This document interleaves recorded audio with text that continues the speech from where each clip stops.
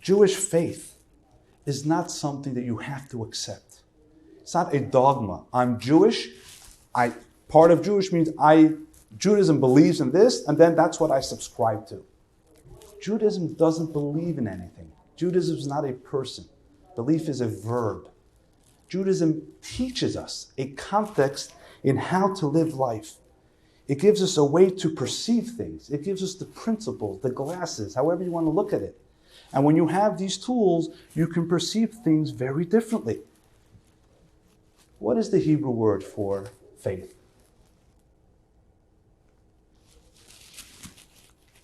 Emunah, right? What does emunah really mean? The first thing, if you want to know what we believe in and what Judaism teaches, is go to the root word in the Hebrew. Because if you go to the root word of emunah, for those who know the Hebrew letters, it's Aleph, Mem, Nun. But the root word of emunah is uman. And uman is a craftsman. It's a skill.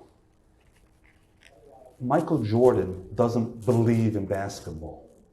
He worked his way up to that. Yitzchak Perlman does not believe in playing a violin. He plays a violin. And he plays it with great skill because he has this innate talent and he's able to develop it and cultivate it. Emunah, Jewish faith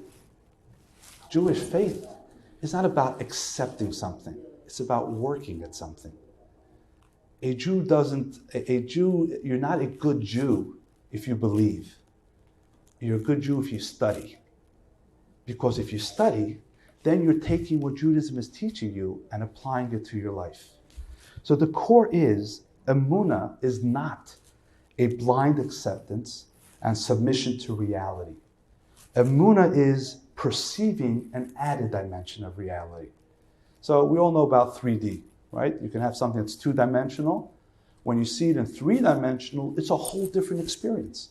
You see the thing live in 3D. Could you imagine if you add a fourth dimension? If you see a fourth quality to the thing you're looking at, how much more powerful that experience becomes? So emunah is the skill to see the fourth added dimension of life. This is the concept that I want to talk to you about today and explore in greater depth. There's a thing called a moment. Anybody hear about the Kodak Moment? What's a Kodak Moment? It's a moment that you want to capture in a picture. So Kodak has all these beautiful products, used to be film, and how do they want to sell themselves that there's a moment that you want to capture the essence of who you are. So if it's a relation, if it's your little child, if it's your little sibling, it's somebody, your girlfriend, your boyfriend, your mom, your dad, whatever it may be. And you want to capture that moment. You want the moment that really expresses everything about that thing, right? So that's a Kodak moment. But ever hear about a Malox moment? Man, I'm really old, huh? Doesn't sound good. You're right. It does. You ever heard about Malox? You know what Malox is? Right. Malox is, for indigestion. Everything has a moment. Sometime a Kodak. When I said Kodak, everybody was smiling. When I said Malox, everybody was like, hey, I think it was a Malox moment. And everything has the moment that captures what it is. Right? So let's try to think of a moment. Let's try to think of a faith moment. What is a moment of faith? Right? Anybody see what the image is? Car accident?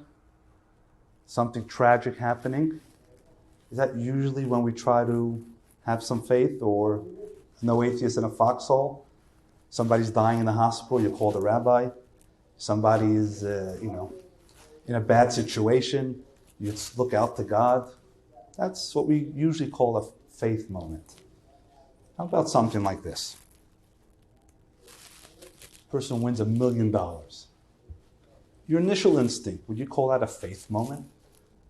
No. It's luck. Or you worked hard, you made a good deal. What has God got to do with this?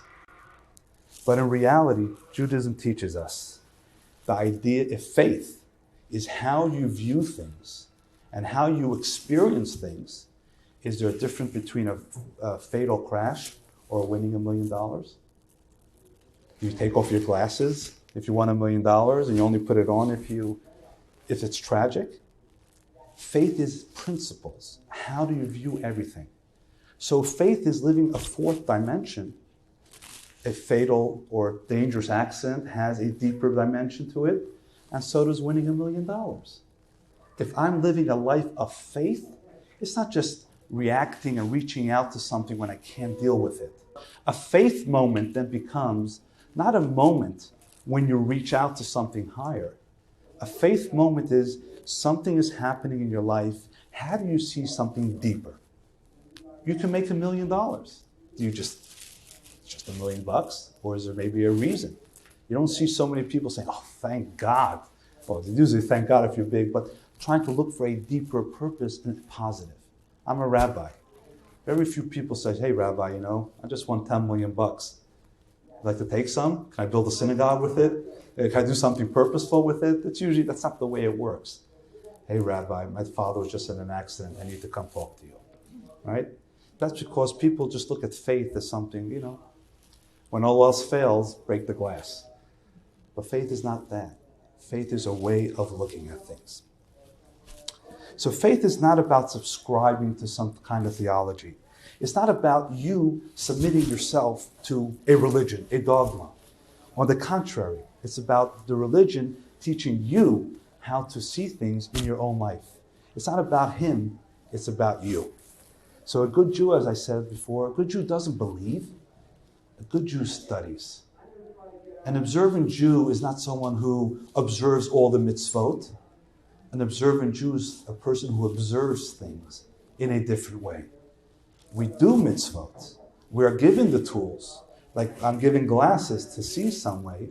I'm given these tools to be able to begin observing the phenomena in my world a little differently. Let's look at it this way. What's the difference between a scientist and a faithful person, a believer? Now, it doesn't always have to be mutually exclusive. But usually, when I say a scientist, it's a scientist. It's rational. It's proven. A believer is a person who's beyond that. So who do you think said this following comment?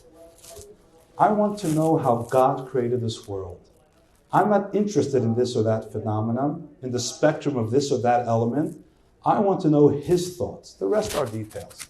Who said that, a rabbi or a scientist? Initially, if I said a comment like that, is it more like a faithful person speaking or a scientist? Huh?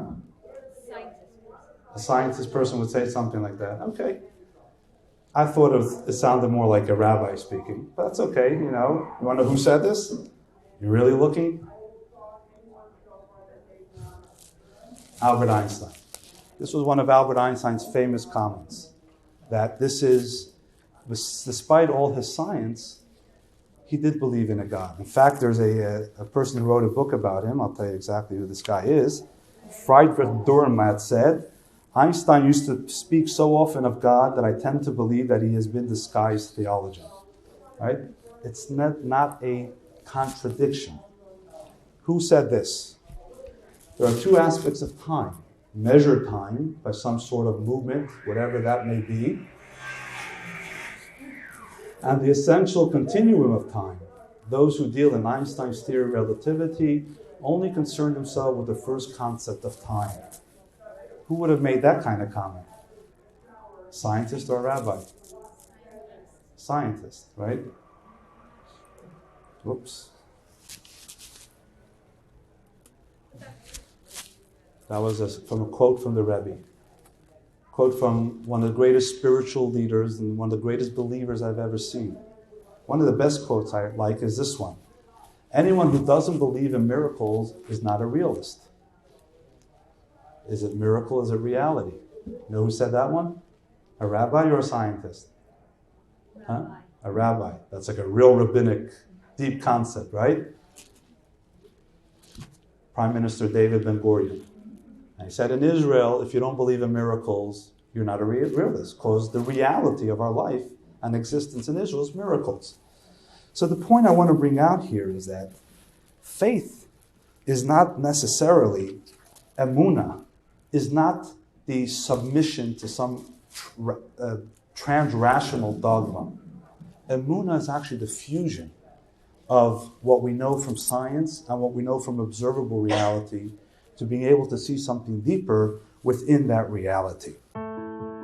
If you like that video, hit the subscribe button and notification bell below for hours of the best Jewish content online.